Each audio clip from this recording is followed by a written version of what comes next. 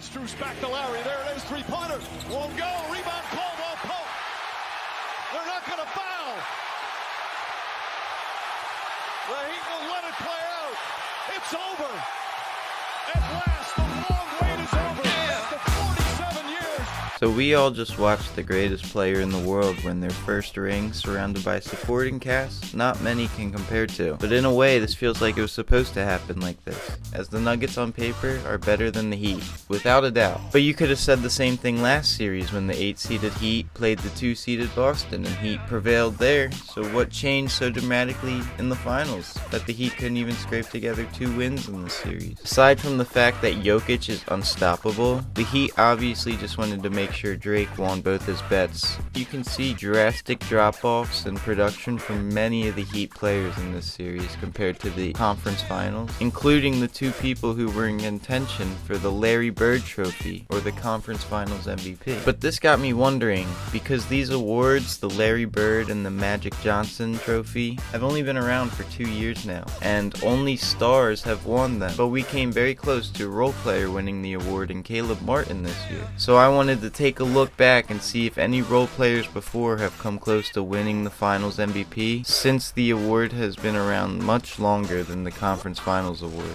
and see how players' careers went after they displayed probably the best basketball they've ever played. Now obviously it's going to be much harder to win finals MVP because you're going against the best of the best in the finals, and we're looking for unique entries like how Caleb Martin hadn't really solidified himself like the first person we're going to talk about here, and that's Andre Iguodala, who was a certified vet by the time he was chosen as the winner of the finals MVP in 2015. Now this was quite a controversial win for Andre, as some guy by the name of Stephen Curry had an amazing finals both visually and statistically, but ultimately the award was given to Andre for his effort on defense and his ability to slow down 2015 LeBron, who got, I don't know if you guys know, but this guy was pretty unstoppable. And I'm not saying I disagree with this conclusion of Andre being the finals MVP, because that's not what we're focused on here. But ultimately this wouldn't open any new doors for Iguodala down the line, because he was still an aging veteran who was under contract for 2 more years after this. So the following season his minutes stayed the same, his averages stayed the same, and so did his salary. Unlike the next guy we are going to mention, Dale Ellis was the 9th pick in the 1983 NBA draft and spent his first 3 seasons in Dallas, where he would put up decent averages for a young guy, but not really showing much improvement over his first 3 years in the league. It was his 4th season in 1986 where Dale would find himself surging, as he was traded to the Supersonics for Al Wood, which would turn out to be a horrible trade. In this season, Ellis would increase his stats across the board instantly, but the hardest part would be keeping up the productivity in the playoffs. But as it would turn out, Ellis would have no problem doing so, as he would average absolutely absurd stats as the Supersonics pulled up upsets over his former team, Dallas Mavericks, as well as the Houston Rockets.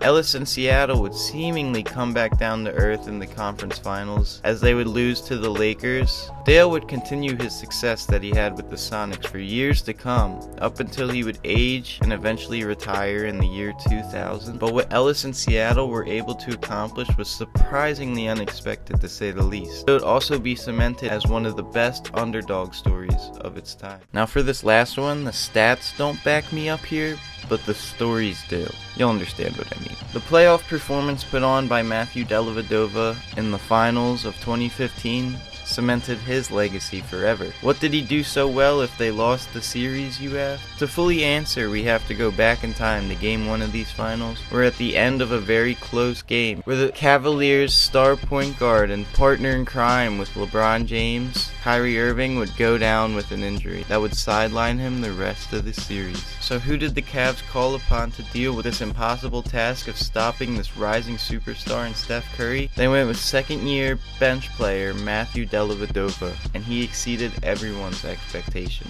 Now, just because he averaged about 7, 3, and 3 doesn't mean his impact wasn't felt. If you remember my first entry of Iguodala winning the finals MVP, Iggy can thank Dellavedova for that, as Curry shot 5 of 23 from the field and 2 of 15 from 3 in Game 2 when primarily guarded by Delly. Now Curry would figure it out after that, but that doesn't mean Delly didn't play good afterwards, as Matthew would get 20 points in Game 3, the second highest mark to this day. He did that on possibly the biggest stage of his career. With reports Delly needed IVs after the games because of how hard he was pushing himself guarding Curry. As we know, it wouldn't be enough as Cleveland would lose to Golden State in 6, but this performance helped out Delly's career as he would go on to play the most minutes and have the most success in his career following this series. All in all, the NBA playoffs are a great stage to show young players' true potential, and it could be any player on the team, even the ones you were least expecting like Caleb Martin. That's about it for the video today, guys, though. Thank you for watching. I want to post way more than I am right now. I just get so caught up trying to make the perfect video on the perfect topic. So I'm sorry, guys. I'll try to post more frequently like I used to, and I'll try to get over this rut I am in. But for those of you who stuck around this long, thank you very much for watching, as your support helps me more than you guys could imagine. And I hope you all have a wonderful day, and I'll see you in the next video.